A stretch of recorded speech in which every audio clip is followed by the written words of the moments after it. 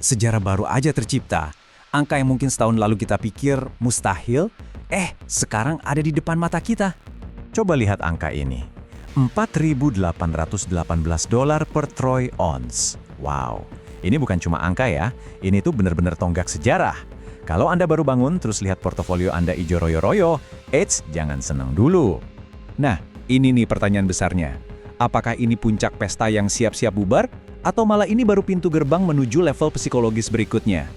Timur Tengah lagi panas-panasnya, geopolitik bergejolak, dan ini menyangkut uang Anda loh. Jadi yuk, kita bedah bareng-bareng angkanya. Oke, kita masuk ke bagian pertama ya. Kenapa sih emas bisa melonjak gila-gilaan begini? Kenaikan sampai ke level ini jelas bukan kebetulan. Di baliknya itu, ada bahan bakar geopolitik yang kuat banget yang perlu kita pahami sama-sama. Jadi gini, ini tuh reaksi pasar yang super cepat. Ketika rasa takut memuncak gara-gara eskalasi di Timur Tengah, investor tuh secara naluriah langsung kabur dari aset-aset yang beresiko, misalnya saham teknologi. Mereka cari tempat aman buat ngumpet. Dan tempat ngumpet yang paling dicari itu namanya safe haven. Dan kalau kita ngomongin soal safe haven, dari dulu sampai sekarang juaranya cuma satu, emas. Nggak ada yang lebih klasik dan teruji waktu selain emas.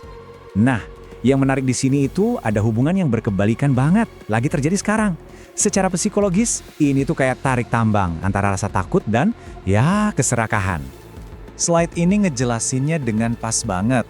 Waktu ketegangan geopolitik naik, aset-aset berisiko kayak saham teknologi, nilainya cenderung anjlok. Terus uangnya lari kemana? Ya bener, larinya ya ke emas, bikin harganya meroket. Ini hukum dasar buat nyelamatin modal, simpel kan? Tapi, tunggu dulu. Ada peringatan penting nih. Secara teknis, emas emang udah berhasil nembus level resistensi yang kuat. Cuma, ingat hukum pasar. Apa yang naiknya kekencengan, biasanya bakal ada koreksi alias turun sementara buat cari pijakan baru. Intinya, jangan sampai kena FOMO atau fear of missing out, terus asal beli di harga pucuk kalau Anda belum punya barangnya. Oke, kita udah tahu kenapanya. Sekarang pertanyaannya gimana cara kita menyikapinya? Di bagian kedua ini kita bakal bahas strategi investor cerdas. Coba deh, bayangin emas itu bukan cuma buat cari cuan, tapi kayak benteng buat keuangan Anda. Di saat inflasi ngebakar nilai uang kita, emas tuh jadi dinding yang ngejaga daya beli kita tetap kuat. Jadi, apa yang harus dilakuin? Nah, kalau Anda udah punya emas dari harga bawah, coba deh pertimbangan buat partial profit taking. Maksudnya, jual sebagian buat ngamanin modal awal sama untungnya, terus sisanya biarin aja jalan. Tapi, buat yang baru mau masuk, strateginya beda total. Sekali lagi, jangan all in di harga puncak. Tunggu harga turun dulu buat retest di level support. Itu loh level harga di mana biasanya banyak pembeli masuk dan nahan harga biar gak jatuh lebih dalam. Ini semua balik lagi ke pola pikir, teman-teman. Kita ini main pakai data, bukan baper.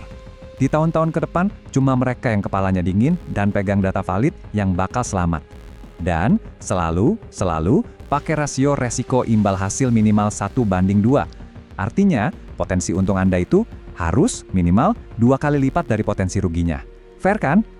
Oke, kita udah bahas kenapa dan gimananya. Sekarang di bagian terakhir ini kita fokus ke langkah Anda selanjutnya. Ini semacam rencana konkret gitu, sebuah pendekatan yang terukur apalagi buat Anda yang mungkin baru di dunia ini. Simple aja, rencananya cuma 3 langkah. Pertama, sabar, tunggu harga terkoreksi dulu.